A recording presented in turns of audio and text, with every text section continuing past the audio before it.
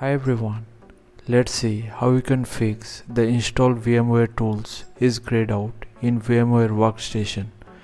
To get started, simply click on this icon, then turn off the host.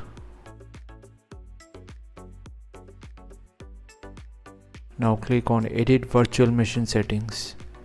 From here, select the floppy drive and click on Remove. Now power on the virtual machine. Once powered on, simply open your browser and search for VMware Tools download. From the search results, go to this Index of Tools web page of VMware and download the exe file from there.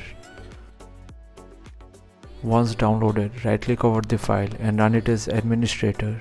Click on Yes when prompted. Click on Next, Next again, and finally install. Now wait for the installation process to finish. Once done, click on Finish and then Yes to reboot. Once the virtual machine reboots, you won't get to see the error further.